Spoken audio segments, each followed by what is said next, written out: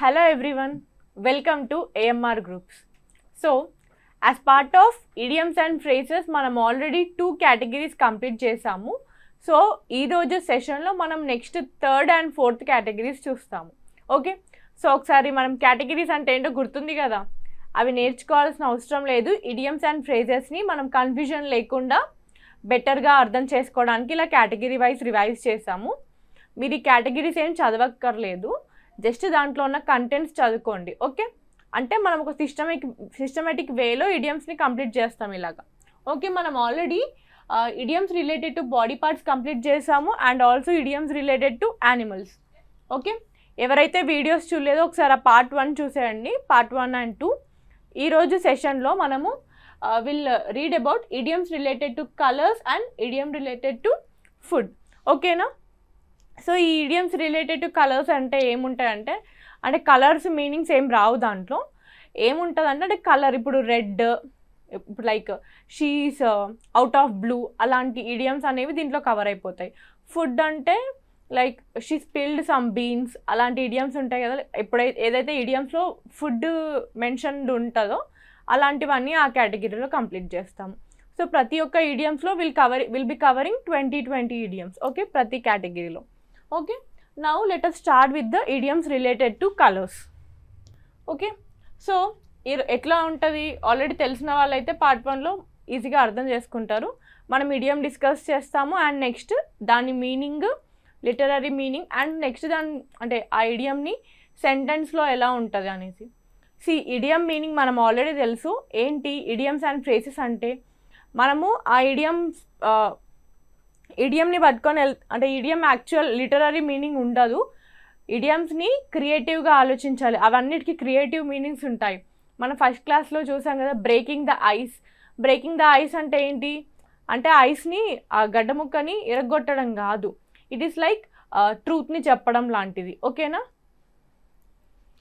ఇప్పుడు ఇక్కడ చూడండి, గ్రీన్ విత్ ఎన్వి. ఇక్కడ మనకున్న ఇడియం గ్రీన్ విత్ ఎన్వి, దాని మీనింగ్ చూసుకుంటే వెరీ జెలస్. లైక్ చాలా ఈర్ష్యతో ఉండే వాళ్ళని గ్రీన్ విత్ ఎన్వి అనేసి అంటాము. ఓకే, సెంటెన్స్ చూసుకుంటే she was green with envy when she saw my new phone. ఎప్పుడైతే ఆమె నా న్యూ ఫోన్ చూసిందో she was green with envy అంటే ఆమె నా ఫోన్ వల్ల చాలా జెలస్గా ఉంది అని చెప్పేసి అంటున్నాము. Okay, so next black sheep. Black sheep అంటే మనకు గుర్తురాలి, ఏంటి రోబో మూవీ గుర్తుంది కదా. రోబోలో ఏమవుతుంది పార్ట్ 1లో, లైక్ ఇంకో రోబోట్ వచ్చేసి ఆ రోబోట్స్లో అందరిలో కలిసిపోతే బ్లాక్ షీప్ అనేసి అంటాడు. గుర్తొచ్చిందా? అంటే ఆ మీనింగ్ ఏంటి అంటే like a person who is different or graceful in a family group. అక్కడ కూడా అంతే కదా, రోబో అందరు రోబోట్స్ని తయారు చేస్తాడు, లైక్ చిట్టి రోబో అందరినీ తయారు చేస్తాడు. ఇక్కడ వసి దాంట్లో డిఫరెంట్ బీయింగ్ కదా రోబోస్ తోటి కంపేర్ చేసుకుంటే. సో ఇక్కడ కూడా అలానే బ్లాక్ షీప్ అంటే ఏంటి, ఆ గ్రూప్లో డిఫరెంట్గా ఉండే పర్సన్ని మనం బ్లాక్ షీప్ అంటాము. A person who is different or graceful in a family or a group. కుటుంబానికి కలంకం. ఓకే, బ్లాక్ షీప్, కుటుంబం ఆర్ గ్రూప్. ఓకే, నెక్స్ట్ ఇక్కడ చూడండి, he is the black sheep of the family always in trouble. అంటే disgraceful ఉన్నారు, డిఫరెంట్గా ఉన్న వాళ్ళు మోస్ట్లీ ట్రబుల్ తీసుకొస్తున్నారు అని చెప్పేసి ఇక్కడ సెంటెన్స్లో చెప్తున్నారు. Next in the red. In the red అంటే రెడ్లో ఉండడం కాదు, లైక్ ఇక్కడ ఏంటంటే డెట్ ఆర్ లాస్లో ఉండడం. అంటే ఫినాన్షియల్గా లోగా ఉండేవాళ్ళు, డెట్లో ఉండేవాళ్ళని ఏమంటాము, ఇన్ ద రెడ్ అంటాం. రెడ్లో ఉండడం కాదు. ఓకే, నష్టాల్లో ఉండటం అన్నమాట. The company is in the red after project failed. Project fail అయ్యాక కంపెనీ డెట్లో వెళ్ళింది అనడానికి ఏం చెప్తున్నారు, company is in the red. Okay, అలా. Next in the black. Same in the red ఎలానో ఇన్ ద బ్లాక్ అన్నా కానీ బ్లాక్లో ఉండడం కాదు. ఇన్ ద బ్లాక్ అంటే ఫినాన్షియల్గా సక్సెస్ఫుల్గా ఉండడము ఆర్ ప్రాఫిటబుల్గా ఉండడము. ఓకే, లాభాల్లో ఉండడాన్నే మనం ఇన్ ద బ్లాక్ అంటాము. We are finally in the black after 2 tough years. Okay, అర్థమై ఉంటుంది in the black and in the red అంటే దానికి ఎందుకు అలా ఉంది, దీనికి ఎందుకు ఇలా ఉంది అని మీరు అడగొచ్చు. అలా ఏం లేదు, ఆ ఐడియమ్స్ ఉన్నట్టు మనం క్రియేటివ్గా ఆలోచించాల్సిందే, అలానే పేర్లు పెట్టారు. Okay, next once in a blue moon. ఇది చాలాసార్లు వింటాం మనం, once in a blue moon అంటే ఏంటి, చాలా అరుదుగా అయ్యేవి పనులని మనం once in a blue moon అంటాము. Very rarely. మనకి బ్లూ మూన్ కూడా అంతే రేర్గా వస్తుంది కదా. సో అలాగా వన్స్ ఏ బ్లూ మూన్ని కూడా మనం చాలా రేర్గా అయ్యే విషయాలు కానీ ఏమైనా థింగ్స్ని కానీ చెప్పడానికి ఆ ఇడియంని యూజ్ చేస్తాము.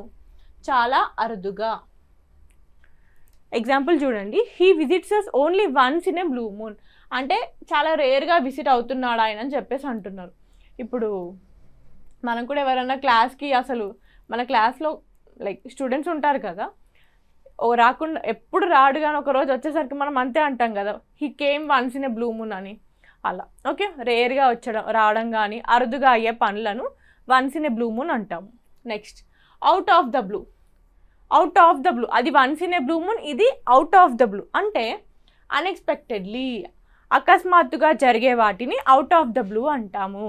Okay, the news came out of the blue and shocked everyone. అకస్మాత్తుగా అయింది, అందరు షాక్ అయిపోయారు అని చెప్పడానికి అవుట్ ఆఫ్ ద బ్లూ అనేసి అంటున్నారు. ఓకే, క్లియర్ కదా. Next catch someone red handed. ఇది మనకు ఆల్రెడీ తెలుసు. క్యాచ్ సమ్వన్ రెడ్ హ్యాండెడ్ అంటే ఏంటి? ఎవరు ఏదైనా తప్పు చేస్తున్నప్పుడు మనకు దొరికిపోవడం. Okay, catch someone while doing something wrong. నేరంలో పట్టుకోవడం, నేరం చేస్తుండగా పట్టుకోవడాన్నే మనం ఏమంటాము? Catch someone red handed. The thief was catch red handed by the police. Okay, ఈజీనే కదా ఈ ఇడియం అయితే. నెక్స్ట్ వైట్ లై. వైట్ లై చాలా ఇప్పుడు అందరు యూజ్ చేస్తారు అన్నమాట. ఈ జెన్జీ కిడ్స్, ఈ జనరేషన్ వాళ్ళు వైట్ లై బాగా యూజ్ చేస్తారు. వైట్ లై అంటే ఏంటి అంటే చిన్న తప్పు, అంటే అబద్ధం చెప్పడం. అంటే వాళ్ళ ఇతరుల ఫీలింగ్స్ని కానీ, అంటే వాళ్ళ ఫీలింగ్స్ని హర్ట్ చేయకుండా చిన్న చిన్న తప్పులు చెప్తుంటారు కదా.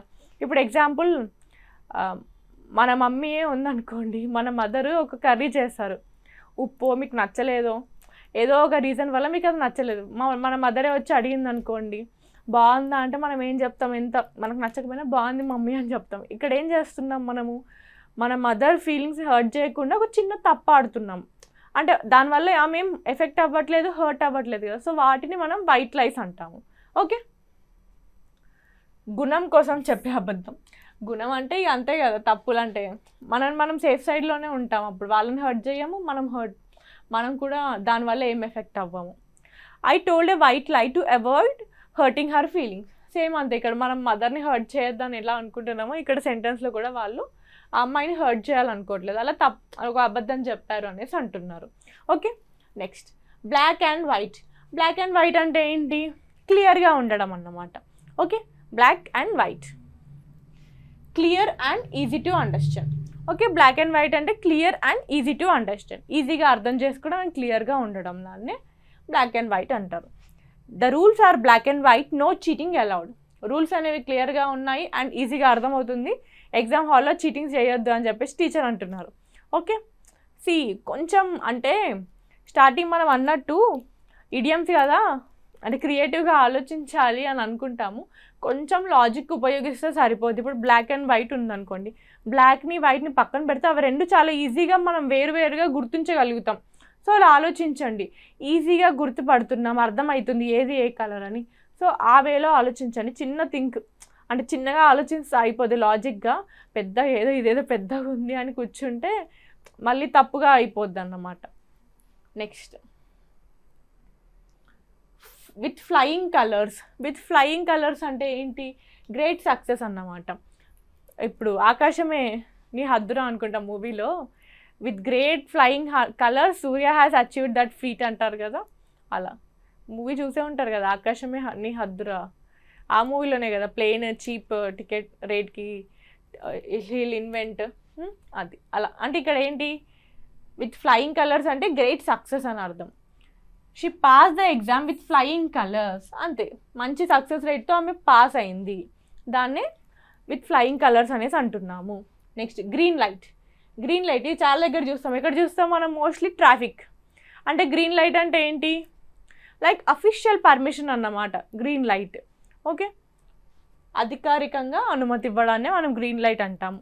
ఎగ్జాంపుల్ చూస్తే the project got the green light from the manager. Okay, manager నుంచి అధికారికంగా అంటే అఫీషియల్గా గ్రీన్ సిగ్నల్ వచ్చిందని చెప్పేసి అంటున్నారు. ఈ గ్రీన్ సిగ్నల్ మనం చాలా దగ్గర యూజ్ చేస్తాం, జస్ట్ మనం అఫీషియల్ అనేది తెలియదు అన్నమాట.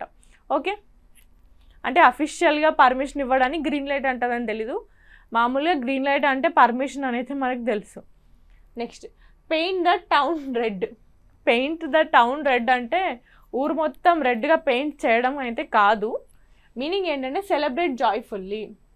మోస్ట్లీ రెడ్ అనేది జాయ్ అనే దానికి సూచిస్తారన్నమాట. So paint the town red అంటే జాయ్ఫుల్గా ఉండడం అనేది అంటున్నారు. సెలబ్రేట్ జాయ్ఫుల్లీ, సంబరంగా జరుపుకోవడాన్నే ఈ ఇడియం తోటి యూజ్ చేస్తారు. After results we went out to paint the town red. Results తర్వాత లైక్ చాలా ఫన్నీగా ఉన్నాయి కదా లైక్ ఇడియమ్స్. రిజల్ట్స్ తర్వాత they went out to paint their town red అంటే రిజల్ట్స్ తర్వాత చాలా అంటే హ్యాపీగా సెలబ్రేట్ చేసుకుంటున్నారు అనేసి. Next tickled pink. Tickled pink అంటే ఏంటి?